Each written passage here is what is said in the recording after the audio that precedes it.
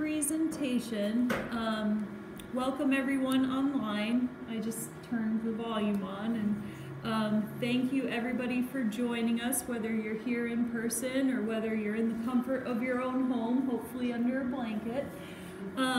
This presentation is just to go over the basics of comprehensive planning. Essentially, this is our way of sharing with you all what is planning and then what is the process we anticipate to go through over the next 2 years with the comprehensive plan update. It's also a call for participation. So I'm going to talk through a variety of different ways that you can participate. So if you have a little bit of time or a lot of time, there are different ways that you can give us input for the sake of the comprehensive plan. Okay, so I'm going to switch the slide here. My name is Andrea Pompey-Lacey. I'm the planning administrator. Our office is located at the old hospital on High Street, which is now the Paris Municipal Center. We are in the first floor hallway of the Municipal Center. Go ahead and switch the slide.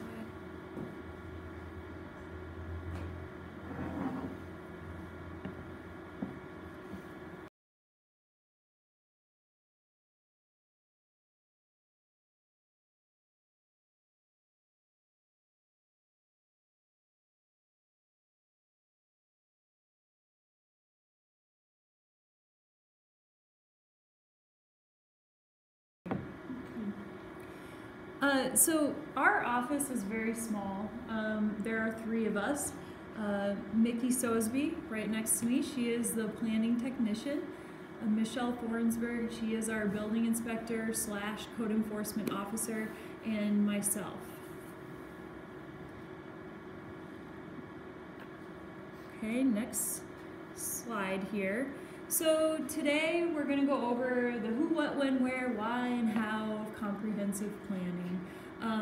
So we'll go through the basics, and hopefully you all will walk away with an understanding of what type of work goes into comprehensive planning, the level of consensus that needs to be achieved, which is very hard and it takes a long time, sometimes generations, to achieve. And so the intent of this process that we're about to embark on is that it be the most inclusive planning process that Bourbon County has ever gone through. So next slide here. So what is planning? I gave this slide at the last presentation for P&Z 101. Generally, planning, it provides a vision for the community today and what we want to be in the future. And who plans?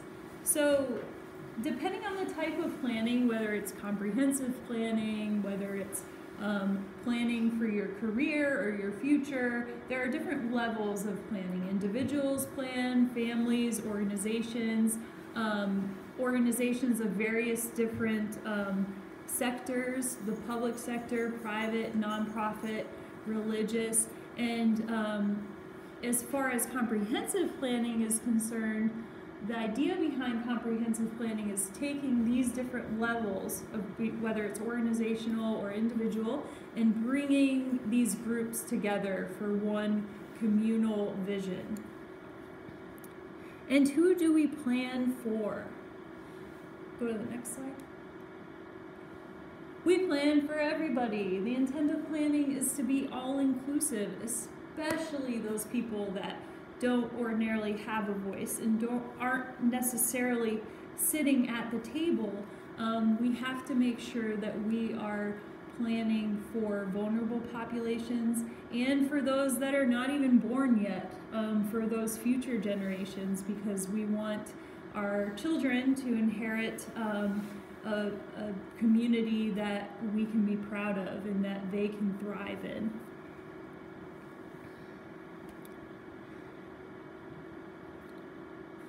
Okay, and again, who do we plan for? Everyone. This is this statement here, this is my statement. So I'm sharing my opinions about planning, but this is more generally what is taught in planning schools, in communities, is that we need to be equitable about the people that we're planning for, regardless of what walk of life they come from, and not just focusing on the people, but in a manner that's sustainable to the environment. So if we take it one step further, to the next slide, we also have to plan for the environment. We can't politicize that. That really needs to be the fundamental aspect of the way that we go about developing. We need to ensure that wildlife is protected. We also need to ensure that the land that produces our food is protected as well. And so these are, in my opinion, equally as important as planning for the people, because without a safe environment, then we're not going to be healthy. So why do we plan? We plan for good health, we plan for economic well-being, we plan for public safety. We also plan because we're required to. So I went through kind of the fluffy parts of planning. We're also required by statute, by the Kentucky Revised Statute in Chapter 100, specifically 100.183 through .197, that addresses comprehensive planning specifically. And each state has different requirements. So Kentucky has a little broader requirements than in comparison to other states. So if you look at different comprehensive plans across the state, there can be vast differences between plans. But again, it's also in our best interest to plan, to look toward the future.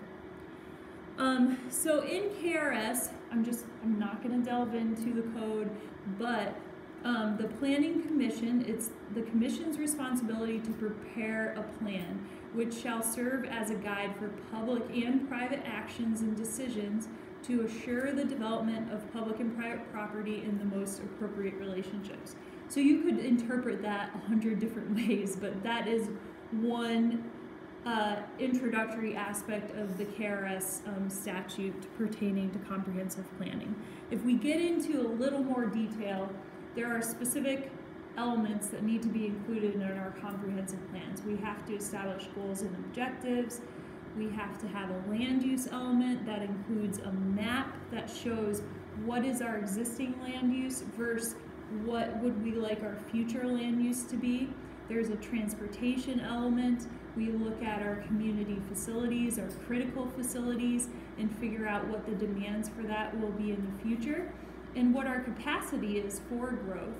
And then additional elements that plans are able to cover are housing, hazard mitigation, whether it's man-made hazards or natural hazards, land conservation, natural resources, and historic preservation. And those are just to name a few of those elements. But this is all listed in the KRS document. And where do we plan? We plan for Bourbon County, but not just the unincorporated Bourbon County. We plan for Paris, Millersburg, and North Middletown. So our office is a joint office. The Planning Commission is a joint commission, and we also are working on equitably serving those smaller communities that are located within the county. So all of these communities are included in the comprehensive plan. And when do we plan? We plan every single day. We look at how things are working well, how things are not working well. We talk about our wishes, our hopes, and our dreams for the community. We talk about our concerns. A lot of those things that you all bring to us as a community, we don't just let those go in one ear out the other. We document them. We are holding them in our back pocket for that day when we're able to bring new legislation to our elected officials to update those codes and ordinances so that they function better, so that they're safer for the community. So there's a lot of updating that needs to occur with our ordinances, developing new policies. In those community meetings that we hold, when we invite you to come in and to share your perspective, we document all of that. And the comprehensive plan is intended to be the voice of what we hear from the community. But in addition to that, we take what is the data saying too. Because perception versus reality, what our historic data, what our future projected data is, there could be some differences between the two, and that's where we need to talk about how to strategize to for the community to get an understanding about what the true needs are. When we answer your inquiries, when you call in for a complaint, or if you have if you're looking to develop a property, these are all ways that we are planning. And then collaborating with partners. There's always a variety of different events that the planning office participates in, and we take all of these into account as we are preparing the comprehensive plan. And then lastly, applying for grants. So that is the implementation aspect of planning. If we don't, for example, have the public funding for certain projects, there are other ways that we look to finance projects if the funding's not there. So that's kind of gets into implementation. What kind of grants are you operating with now? So what is anything about the budget? Yeah, that's a great question. So the question is, for anybody that didn't hear, what kind of grants are we working with now? So the Planning Commission per se doesn't receive grants, but the City of Paris and the Fiscal Court and the City of Millersburg and North Middletown, they can all receive grants. An example of one, and several that are active, are actually sidewalk grants that have been issued from the State Transportation Cabinet. And unfortunately, at this point in time, a lot of those programs are stagnant, for lack of better words. We have the funding that's been awarded and approved to us, but we're waiting on the Transportation Cabinet to give us the go-ahead for those items. So one example is the sidewalks along East Main Street in front of Bourbon Heights, and as you get close to Clintonville Road. So that's a project that's been active since I started. I mean, it's been active for a couple of years now, and they're just now getting to the point where they can establish the right of way. So, and unfortunately this year, hate to be a Debbie Downer, but this year that program was not offered to communities. So we use that often as a way to finance, especially pedestrian infrastructure. And this year, the state did not. They didn't have the grant window available to us. So that's just one example of grant funds. But I'm certainly open to, we're just now in the process of establishing our budget for the new year, and so I'm certainly willing to do a little rundown of our financing, but I don't know how interesting that would be to many people, but that's just one example. So how do we plan? Really, it's a cyclical process. It starts with discussing and listening. And beyond listening to concerns, complaints, aspirations, things that people would like for their community, there is a research aspect associated with that. So we might feel one way about something, but is it truly that? If we go out and inventory and do an assessment, is the data showing us the same as the perception is? And based on that research, then analyzing that to figure out, okay, how can we remedy this situation and start talking about strategizing. And then ultimately putting that into a policy document for adoption by our local decision makers, by those elected officials, in addition to the Planning Commission, and then implementing that plan. And you know, we are a very small office. We struggle to long-range planning. Oftentimes, I hate to say it, but it falls on the back burner because we are putting out fires every day. You know, figuratively, we're putting out fires, and we're not first responders, but. And so, you know, we try the best that we can, and we try to be opportunistic about those projects that we can take advantage of. And we also bring in third-party assistance when we need to. So, and upon implementation, that you always need to look back and say, okay, did we do this well? What did we do well? What didn't we do well? And with the comprehensive plan update, we're going to be looking back at the most recent comprehensive plan, and the idea is to improve that and to make the plan more reflective of the community. And so once I get into talking about the plan update process, it'll give you an idea of how we're going to achieve that.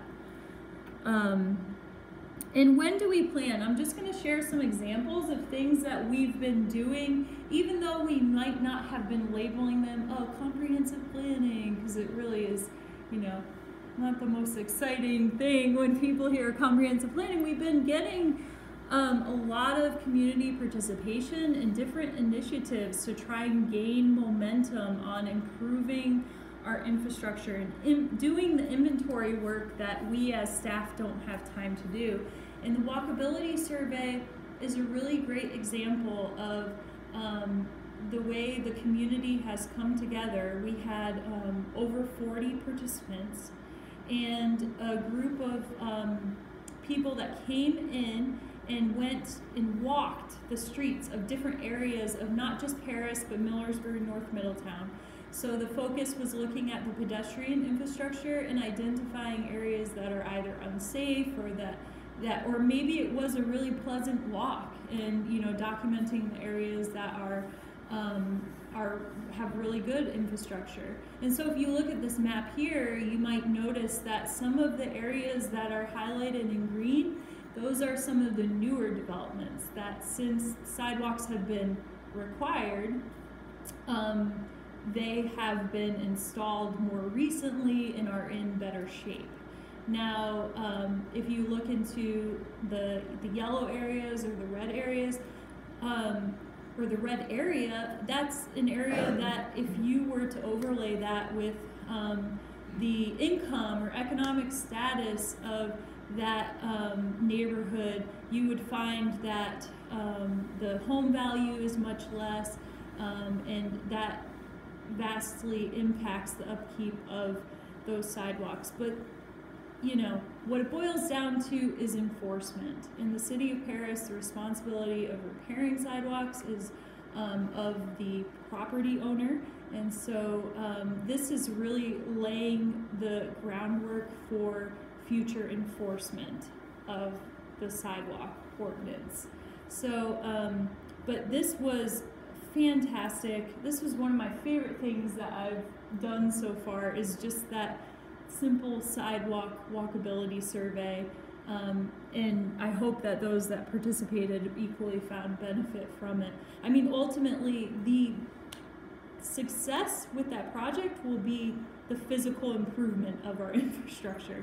And like I said, it takes a long time, but the next step is getting our partners on board so that we can start enforcing that. Our urban design study, how many of you attended any of the University of Cincinnati presentations that we had? Many of you that are here. That was another really great way for us to start to build that notion of planning among the community. And it was amazing, the turnout at those meetings. We had a lot of input, which we have these Post-its that are on this photo. If you come to our office, we have them displayed in the hallway, and we've also documented them. So for a while now, we have been in that information gathering mode. And the fantastic part of having these students come into our community, some may argue this was a detriment, but I would argue it was a benefit, was having fresh eyes come and look at our community and see the potential of it and actually draw out those designs so that we can start to envision what our future could be. So we intend to reference this study throughout the comp plan update as our different work groups meet. And those are some examples of more deliberate ways that we've gone about planning, but other ways that we plan are much less noticeable. I mean, they're more fun and interactive. The Chalk and Talk activity has been another one of my favorite things. I just like going out to the community events and hearing from the people, again, that aren't typically sitting at the table in the room. We had the art walk. It just pulls in people from all different walks of life. And, you know, getting the input from the kids is one of the most important things that we need to take into account. So the picture on the right is from Millersburg, from the Chautauqua Festival. And it was a really rainy day, but we still got input from a lot of different people. And then after the event, we moved the chalkboard into the Civic Center, the old middle school. So they were able to add to it over a couple-week period. And then the art walk last year, we did the Chalk and Talk there. And in 2019, since North Middletown is having the bicentennial, since this is their bicentennial year, in September, we're going to do a Chalk and Talk there as well. So there are more fun, interactive ways that we plan and gather the, you know, hopes and desires of the community. And another way that we've gotten a head start on comprehensive planning for housing is the housing demand study, which is still not finalized. It's another example of things not happening as quickly as one would hope. But this photo is from one of the more recent meetings that we had, where we had group discussions and actually took down different ways that we could improve housing in our community. So we got a head start on some of those goals and action items that will be focused on in the housing work group of the comprehensive plan. And we did a survey among the community too. We had almost 500 respondents. This survey was put online as well as distributed in hard copy. They were available here at the library. We had a really good, diverse response rate from the community, and so those survey results are included in the report. But these are some ways, some examples of things that we have done over the past 2 years that whether you would know it or not, it feeds into the comprehensive plan. How do we get the house? We will put, we're gonna broadcast it when it's ready. So we'll put it on Facebook. We'll put it on our website. Alice, did you put your email information? Okay, so we'll make sure you get it. Okay. I was just curious if it like, you know, like we kind of after or something, oh, did I miss getting? No. Yeah, it's just, it's in its final review stage. We've done one review stage and now we're doing another one. The how. So this is, over the next 2 years, this is how we are going about updating the comp plan. So I'm going to talk through each one of these items, and then what I hope that you walk away with is understanding where you might fit into this process if you are interested in participating, which you're participating right now, you know. So the advisory committee. The advisory committee is, it was launched in the fall of this past year.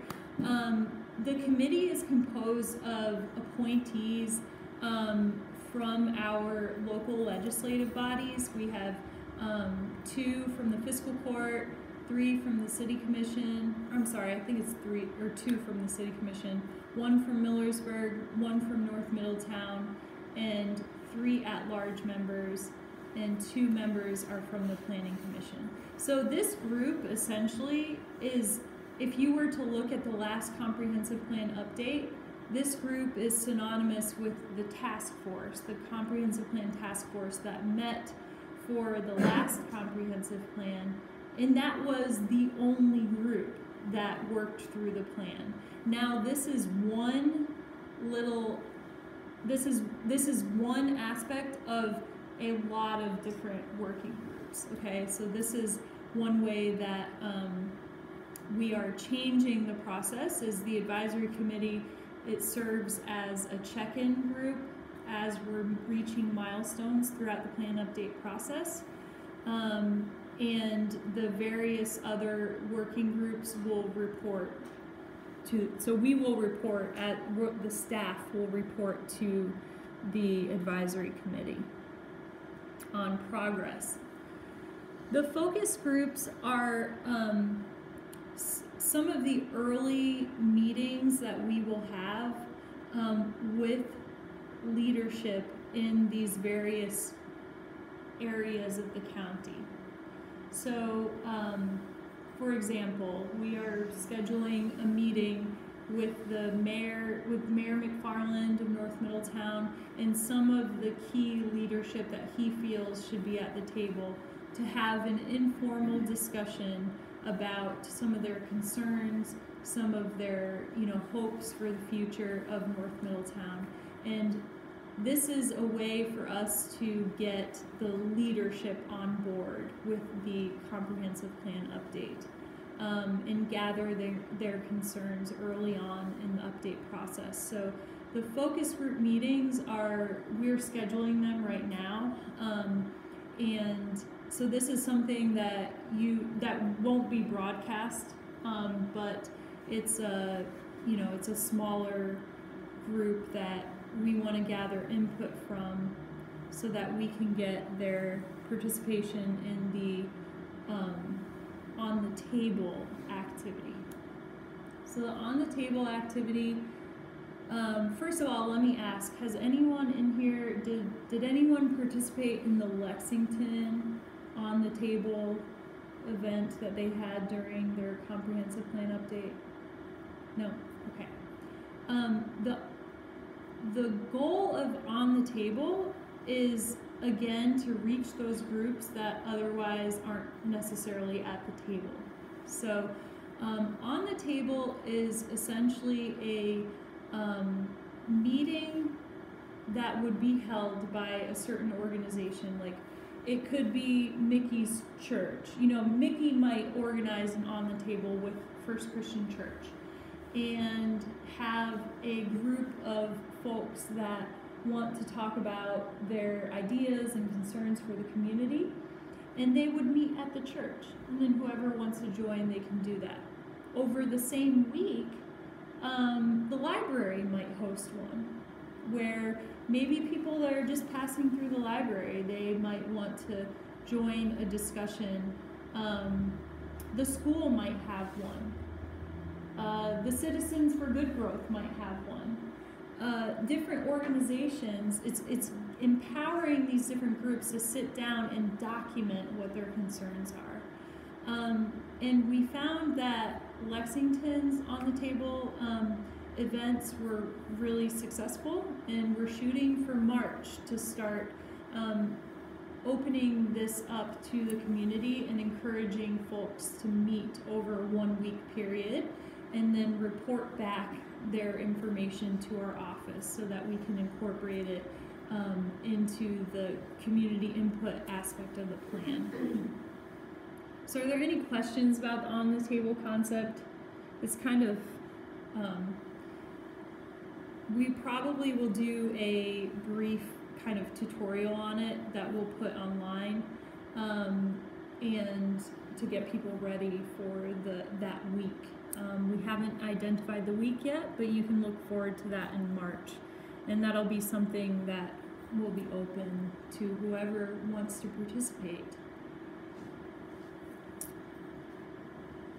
Okay, the working groups. This is really the meat of the plan, as the name working group would imply. So there are different elements of the comprehensive plan. There's housing, land use, which everything connects to, each element connects to another. So agriculture and environment, economic growth, heritage and urban form, which is essentially preservation, public health, and community development. And the working groups are additionally all-inclusive. So anyone with a particular interest in these areas, they can join in on these meetings. And the working groups are responsible for developing and recommending goals, objectives, and action items for the comprehensive plan. So to participate in these, you might only be able to attend one meeting, or you might be able to attend every meeting. It's really, it's whatever you can handle. We're not gonna close the door in your face. We want whoever is able to attend, however much or however little, we want you involved in the process. When will these meetings start? Realistically, it's gonna be the summer. Yeah.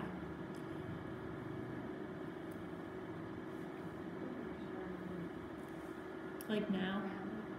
Well, we want to do the on the table event. I mean, that's just way different. Yeah, I mean, Okay, it's, you know, it's local government. I mean, like I said, you know, we're trying the best that we can to move forward with everything, but yeah.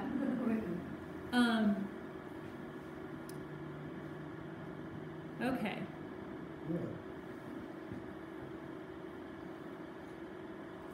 So youth engagement, that's another aspect of the comp plan update that we have not exactly identified the avenue for that yet, but we're looking to partner with the schools or any after school groups to be able to get the input from the youth.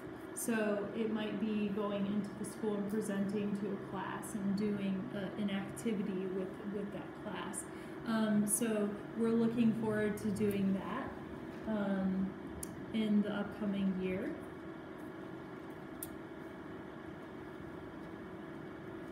Special community events, these are what I had already gone over. Whenever we're able to go to a festival or the art walk or the Chautauqua, we always will be there, the planning office, to discuss, to share updates and progress that we've gone through. For example, at the last art walk, we had some posters about the housing demand survey that was put out. So we will always have a presence at those events, and those are other ways that we gather input from people that might not walk through our doors, to our office. So it's about meeting people where they're at. And public hearings, this is really where the approvals occur. I want to say rubber hits the road, but it's really just those are milestones because we do so much work to prepare, whether it's a text amendment or whether it's ordinances. There's a lot of work that goes into preparing the comprehensive plan for a vote by the legislative bodies and by the Planning Commission. And it's the legislative body's responsibility to adopt the goals and objectives that are recommended, the future land use map, and the final plan is adopted by the Planning Commission. So that's just to give you an idea of the required milestones that occur with the plan update.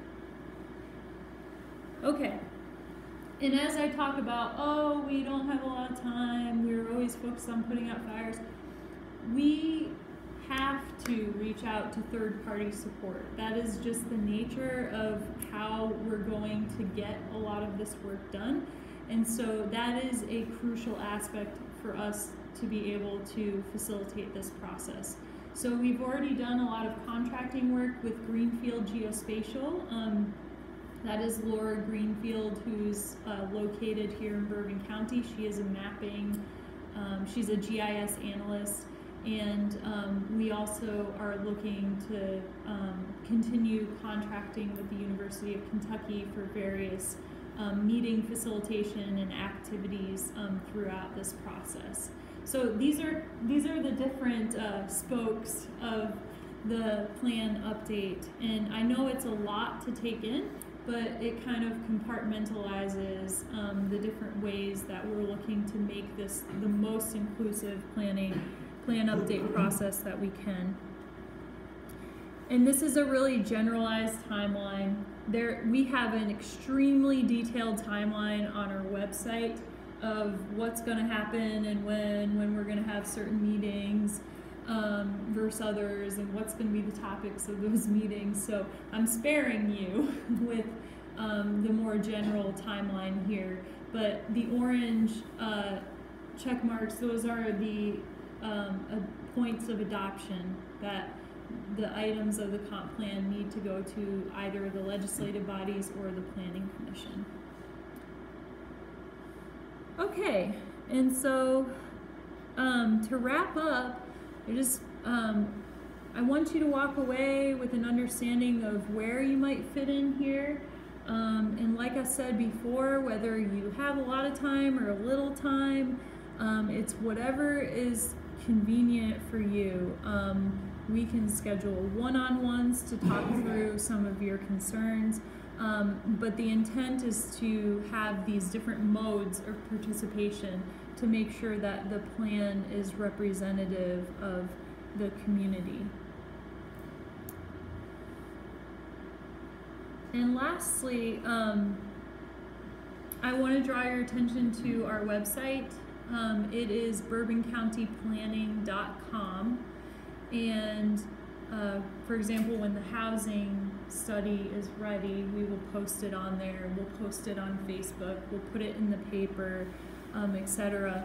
But to keep up with what's going on at our office, we have all of our agendas online, the packet materials, applications.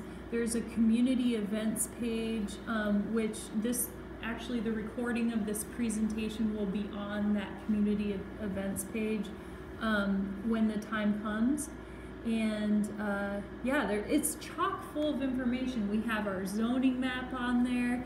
We have on the resources page, there's all different mapping platforms that you could look up what the soil composition is of your property if you wanted to on the Geologic Survey site.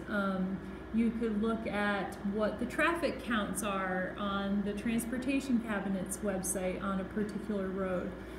So there's some really interesting information that you could just go down a rabbit hole on the website. So lastly, that's it. And I wanted to keep this fairly brief, and we'll hang on here for a few minutes longer for anybody that has questions. But thank you all so much for joining. That's really a 1,000-foot view of comprehensive planning.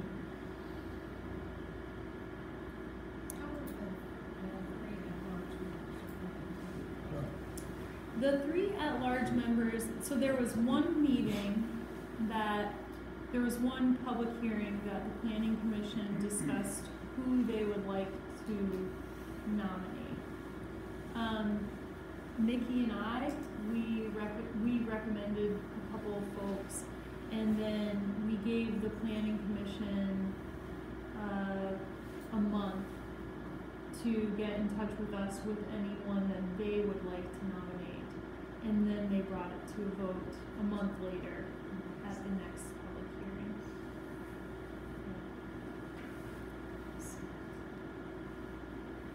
Anyone else? On the individual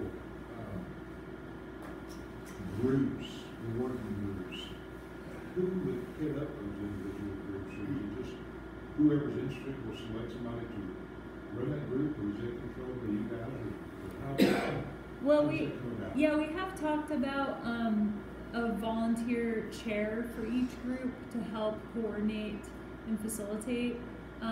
But otherwise, it will be staff and any third-party assistance that we have. So we might have a workshop that's facilitated by an outside group that will run the meeting. But we'll do the meeting notices, put them in the newspaper, send an email out to the group How many people are members. you talking about on these groups?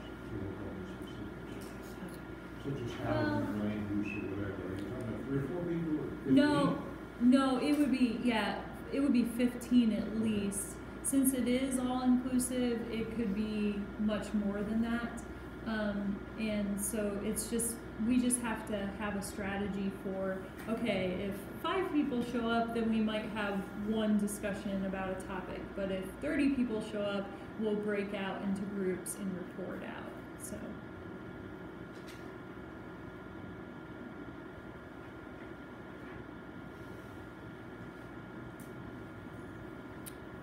All right, well, thank you all so much for attending, and you have our contact information if you'd like to get in touch with us.